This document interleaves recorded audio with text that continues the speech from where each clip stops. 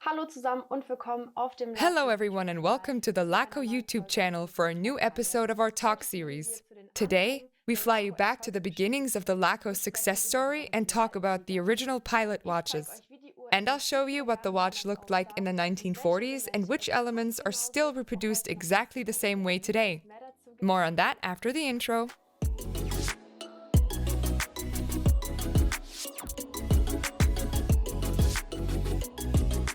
Next to me again today is Uwe Rücker. Nice to have you here, Mr. Rücker. Hi there.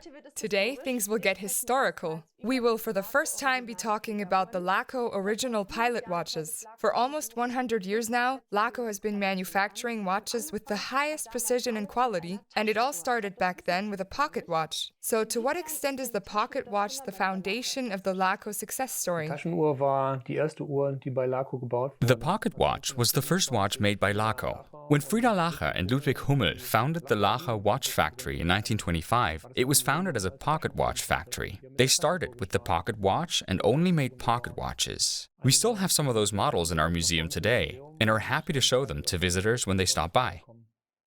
Not every viewer will be able to relate to the term pilot watches. These are a certain kind of watches that, as the name suggests, used to be worn while flying. However, not actually by the pilots, but rather by the navigators. Because at the time, there were no digital displays in the cockpit. You didn't know what time it was, nor what longitude the plane was on, nor when it would arrive. And that's what the pilot watches were there for. So how did the watches help capture that data in the cockpit back then? As you already pointed out, you had to be able to determine the position of the aircraft so that you knew where you were, and so that you could also roughly estimate how to continue flying or how to get back home. And for the determination of the position back then, you had the celestial bodies, table books, octants, and the time. Back then, you aimed the octant at the stars, the sun, and the moon, then measured an angle, then you looked up the angle in the table book at the exact reading time of the angle, and could use that to determine the position.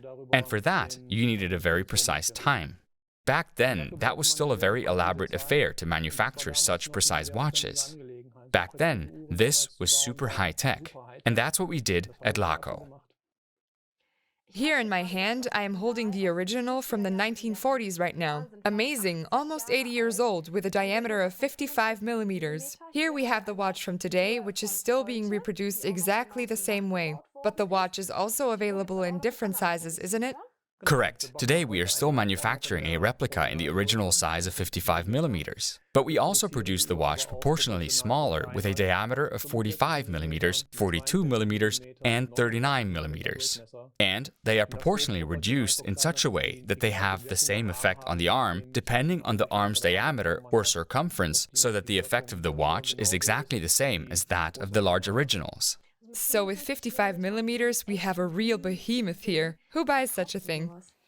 Ja, zum einen Uhrensammler, die natürlich Interesse On the haben. one hand, watch collectors who are naturally interested in perhaps also owning every significant watch in contemporary history, either as an old original, if you can get it somewhere, or as our replica. Also maybe historical aviators who still fly historical aircraft with their perhaps also true to the original outfits, and would of course also like to have something like that on their arm.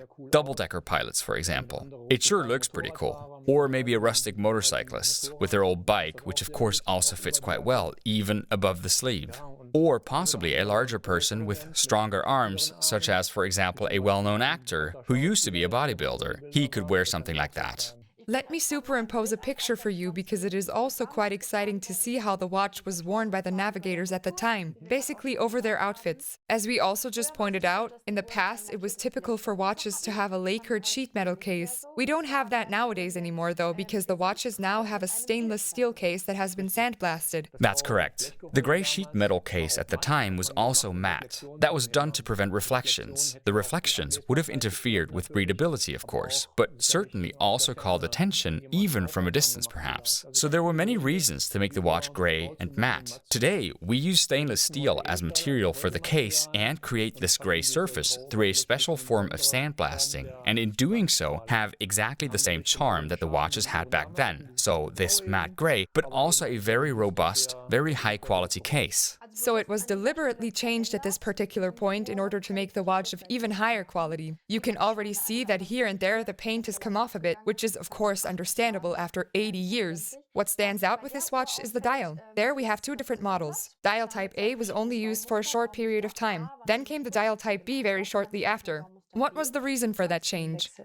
Ja, das Baumuster A ist das Baumuster, was wir heute alle bei unseren The Type A is the model we're familiar with in our mainstream watches today. The numerals are applied as hour markers on the watch or on the dial. Type B has the numbers as a minute display. This was important to improve readability even more. The errors that occurred due to incorrect readability, due to incorrect readings, were simply still too high with Type A. This was improved with the change in the Type B, in that the minutes, and therefore also the seconds, could be read off immediately. It did not have to be converted from the hour display to the minute display. That's why very quickly the company switched to this Type B, and that was then retained. And that's also when by far the most watches were produced. mit Abstand meisten Uhren produziert. Of course, given the circumstances of the cockpit at the time, things had to be done quickly. Things got wild back then. Very precisely. The dials are without a logo and without date display, correct? Datumsanzeige, richtig? Correct. You didn't need a date back then. You knew what day you were traveling, and it also wasn't important for determining the position. And the logo would also have interfered with readability, and it is placed inside the watch, if you wanted to know where the watch was from. There were only a few manufacturers who were allowed to build and supply the watches, so you had to look inside the watch to see who built it. What I notice about my watch right now are the thermically blued hands. Those were also typical of the original pilot watches back then, is that right? Correct. At the time, the frame hands were already thermally blued to passivate the surface against rust and other changes. They were filled with a luminous material, at the time radium, with a carrier substance, a binding agent, which then was held in the frame by this material. In the old originals, you can often see these days that it has aged and crumbled out at some point.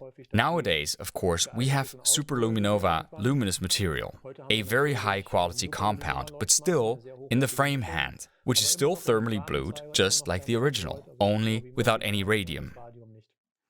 I'm tapping very gently on the crystal now because I can also hear a difference in comparison to today's watches. In the old watches, we still had plexiglass. Today, we use sapphire crystal on all watches, double-domed and optionally also anti-reflective on both sides, which can be chosen at will. However, what has remained the same is the crown on the side. We already spoke about that in the last video. The so-called pilot's crown with the knurling all around, which is also huge. What was the point of that back then?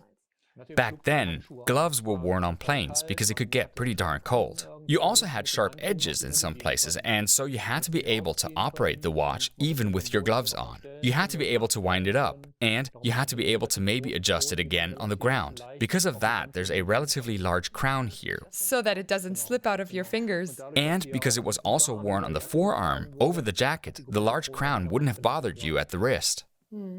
Gegenüber von der Krone sehen wir eine Gravur. Opposite the crown, we see an engraving. This is the FL number, which is the marking for the observation watches at the time. That is, the watches were classified with this number. Even today, this is still an integral part of the replicas, to make the whole thing seem more historical, right? That's correct. FL stands for Flieger, so aviator in German, and these were products that were made for aviation. The 23 means that it is a product within aviation in the navigation area, and the rest is then a consecutive number, and there's the number that we today have assigned to the exact same watch, which is this watch. If you wanted to reorder it, you had to provide this FL number. Then you'd get exactly this watch again, so this was the procurement number. But in the past, there also used to be another engraving on the back. That we don't have here now on this watch, which was another marking, wasn't it? Auf der Uhr ist auf dem Boden die Seriennummer. Yes, on the back of this watch, the serial number is visible on the outside. And on the inside are the production dates, which movement it is, which manufacturer built it, etc. So nowadays, we reproduce this table on the outside of the back so that you can read this very beautiful engraving, which unfortunately, because it's on the inside, you can't read without opening the back, which you don't want to do, so today we put it on the outside of our models to make it visible. Boden aufgebracht, sie sichtbar zu machen. Also wäre es da auch noch mal ein Tick historisch. So, if you want to have it a bit more historical, you can order the watch that way too. Let's stay with the back of the watch, because underneath the back we have the movement of the watch. And for those, Laco relies on cellular movements. What can be said about that? We have two different variants of movement in use. For one, we have the option of installing a hand-wound movement in the watch that is historically a bit more faithful to the original. And the old originals, too, only had hand-wound movements. So that's the historically correct movement in the watch, which we can also see here in the acrylic block on the far left. The brass-colored movement is the one that ticks in the original old watch. So a hand-wound movement is one of the options you can choose. The other option is an automatic movement so that the watch is wound on the wrist by movement, and as a result, the watch is continuously fully wound. Those are the two basic decisions you can make when choosing a Laco original pilot watch. And on top of that, they also come in different levels of refinement. As a matter of principle, we have the Elaboré version from Sellita, but it is also available from us as a top-of-the-line version. The straight lugs have also remained the same. We still have them like that on all the watches nowadays, correct? Yes, that's right. That's one of the special features of our original pilot watches. That we still produce this, from today's point of view, untypical connection in exactly that way. Back then, it was very practical and very easy to manufacture. Basically, they used pocket watch cases in terms of the basic construction and soldered on connectors and then fastened the straps to those, which was still fairly uncommon at the time. It was a relatively new feature to wear the watch on your wrist with a strap, especially for the big ones. But we reproduce these straight lugs exactly in the very same design today. And between those, the watches had fixed bars, which were soldered on. And you couldn't change the straps either, which after all wasn't necessary. Exactly. The straps were riveted on. That's why we have this special pilot watches rivets look, which is also associated with pilot watches. That means the straps could not be changed unless you took out the rivets or cut the strap. Then you could put on a new strap. We still do the same thing today in the reproduction of the 55mm watch. There too, we have fixed bars and riveted straps, and have to use the same method if we wanted to replace the straps. But in the scaled-down models of the 45, 42, and 39mm size, we have separating bars and can change straps or swap straps and just decide according to mood and aesthetics in the way we are used to today. Just what we want to put on the watch today. But we kept the rivets because of the look. They are also riveted through. They are covered with a small layer of leather so that the rivets don't rub against the arm, but they are still riveted through even today. Let's stay with the riveted leather strap from back then for a moment. So here again we can see very nicely, very historically what it looked like back then. A very long strap, also very sturdy. Genau. Das ist ein Band, das nennt sich Rollschließenband. Correct. This is a strap that is referred to as roller buckle strap. The watch is held in place by a roller on one side, over which the strap can slide, and the two strap components are also riveted together again at the end of the strap. This means that even if it opens on the arm, it still stays on the arm and doesn't fall off, get lost, get in the way somewhere, and maybe lead to bigger problems, such as falling between the feet of the pilot, for example. It was really important back then that the watch, even if it opened, would stay on the arm. It was relatively easy to close and open the watch strap using the roller buckle, and even when it was opened, it didn't fall down. Which is important too, of course, to prevent damage to the watch. We still have this roller buckle today, as you can see here with the replica, and we have it for the scaled-down watches as well. However, we also primarily deliver the scaled-down watches with two-piece straps. But the roller buckles are also available for the smaller versions, although they are relatively thick on the inner wrists and are therefore not preferred by most people. Up to this point, it's been quite historical, Mr. Rücker. Are there then any additional elements that have been added? Yes, nowadays we have, for example, the possibility to have the crown installed on the left side of the watch instead. This is of interest to left-handed people who wear the watch on their right arm and also want the crown to face the wrist. Or for those who want to wear the watch so that the crown is pointing away from the wrist. That is an option we offer today. Crown on the right, crown on the left. Another option is that we can engrave the watch and provide the customer with their personal engraving on the watch. In our shop, we even offer this free of charge, and in addition, it is now also waterproof to 10 ATM. Until a few years ago, it was only waterproof to 5 ATM. We have now been able to make it 10 ATM waterproof through special seals and production mechanisms so that it can take a quick shower or downpour. So there are a lot of options that have emerged. Some people out there might be unsure about the size of the watch when making a purchase. What advice can we provide to viewers regarding size? So for one, we have a size guide on our website. There you can roughly see at which wrist circumference we recommend which size of watch. And secondly, you have to try on the watch. Typically, pilot watches wear a little better when they are bigger than when they are too small. If anything, you should buy a bit bigger than you normally would. You might buy the classic suit watch 2 millimeters smaller than the pilot watch to give the pilot watch a bit more impact. But ultimately, you have to try it on. And then you also have to follow your personal preference. For pilot watches, I can only recommend trying them out, especially with Lacos. While some of them sound very large in terms of the number, they wear smaller and look better aesthetically if they are a tad larger than one would usually approach the size of a watch. You're also often at trade fairs, where you always have the opportunity to try out the watches and otherwise simply order them on the website or use the size guide. Or visit one of our many dealers all over Germany. We have well-stocked dealers, we think, where people are also welcome to order watches and then try them out. And in doubt, the dealer can always send it back. Here too, via the dealer network, we have the great opportunity for watch aficionados to put an original Laco on their wrist somewhere in their region, try it out, find out which size they need, and which one might be perfect for them. The full shipment of Laco DNA arrives at your home in a stylish travel case. Here's what it looks like. So if you would like to wear a piece of contemporary history on your wrist, you're welcome to do so with an original pilot watch. Feel free to stop by our website for the size guide. Just try it out.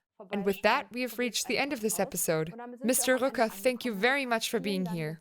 Of course, always a pleasure. I also thank you for watching. Don't forget to subscribe to our channel so you don't miss future videos. If you have any questions, please post them in the comments and please also subscribe to our newsletter. And with that said, thank you very much and bye until next time.